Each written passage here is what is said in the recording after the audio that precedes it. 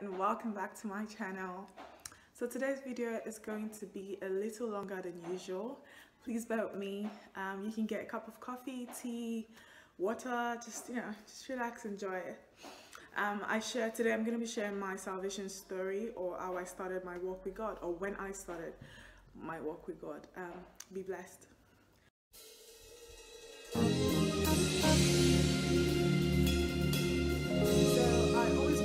As a good girl, quote unquote, I was never I wasn't adventurous. I didn't really do stuff.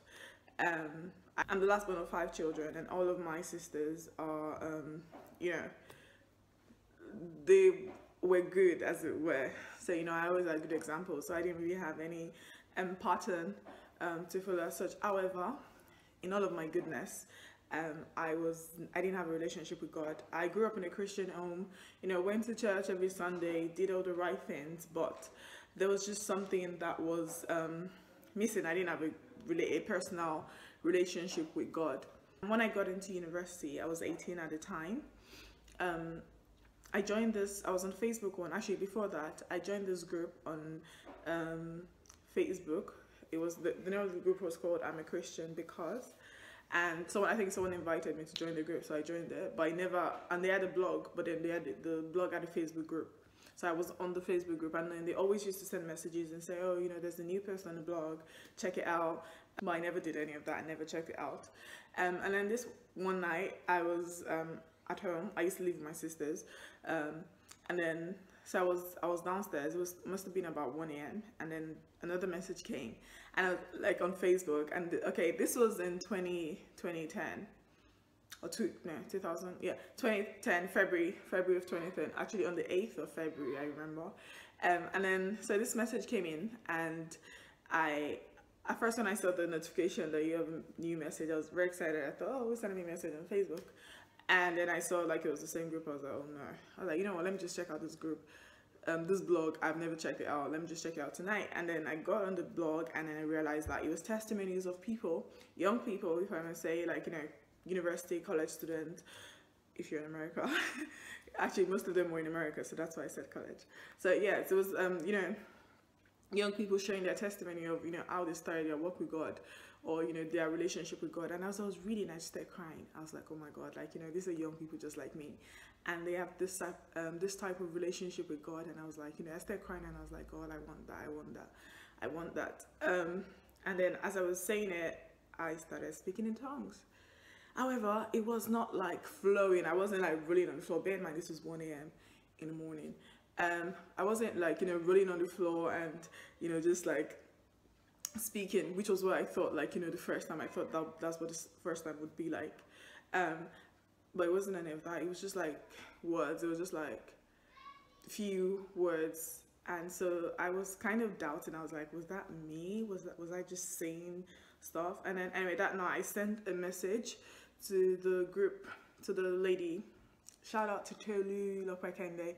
I sent a message to her and said, this is what happened to me, but excuse me, it wasn't like I expected, but this is what happened as I read your blog. And she sent a message back the next day, and she was like, oh, she's so excited, blah blah blah. And saying all that, I was thinking, okay, well, she seems really excited. I'm not as excited because I wasn't sure. I was kind of a doubting Thomas at that time.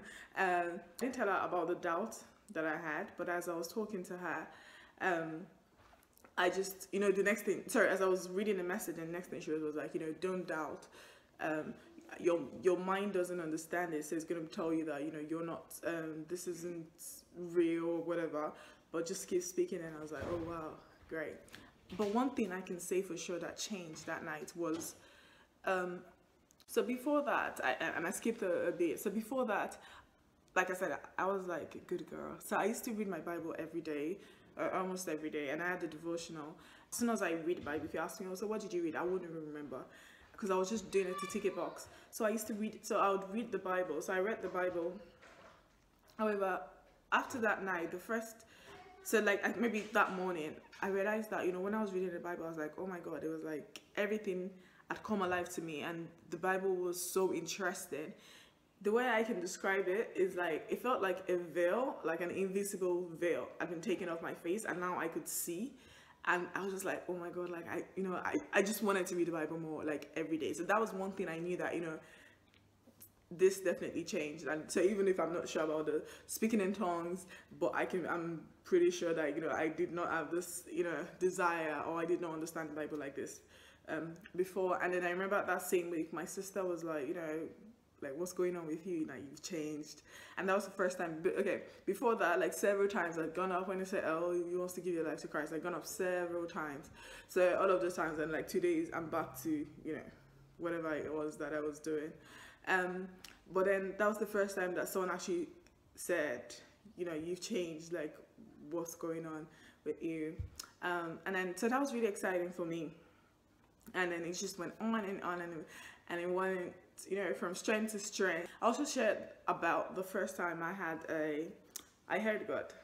So I was reading the Bible one day, and it was like it must have been about 5 chapters that I read, and there was this particular verse that jumped out at me, but I didn't like note it down. So when I was done reading the chapters, I was like, oh, I couldn't remember what that verse was. So I was like, okay, well, Holy Spirit, they say you're supposed to help us remember stuff. Remind me where this verse is. And just like a thought in my head, the verse came to me, and I opened it and I saw it. I was like, what? I was so excited. I was actually so excited. I called my friend immediately, and I was like, oh my god, you won't believe what happened. Just like a thought in my head, and God told me, and that was like my very first encounter. I was saying, without a shadow of doubt, God spoke to me. And this was shortly after I had the encounter that night on the 8th of February 2010. And so it's been 7 years of my walk with God. It's been amazing. There have been times, I'll be honest and say, there have been times that I felt like I'd stagnated, and I wasn't as I'd stagnated, and I just was bleh. And sometimes I'm very excited, and it's like, yes, oh my god, like I'm loving it. And the other times it's like, well, kind of like drifting away. And God, in all of this, God remains faithful, and He's just always there for me. But I can say that I've grown a lot in my walk with God in the 7 years. I've grown from someone who just was just like receiving to actually God using me to like bless other people and minister to other people.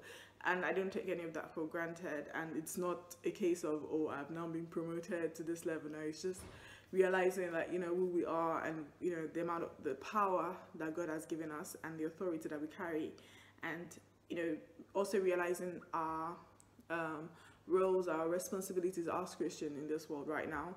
And so it's not a case of you have to wait 7 years and then you can start doing this now. Right, as soon God is just waiting to use you. As many of you as do not have a personal relationship with God as of yet, there's never a better time than right now, because right now is the only time you're sure of. You don't know what's going to happen tomorrow. You don't know what's going to happen next tomorrow. You don't know. I don't know.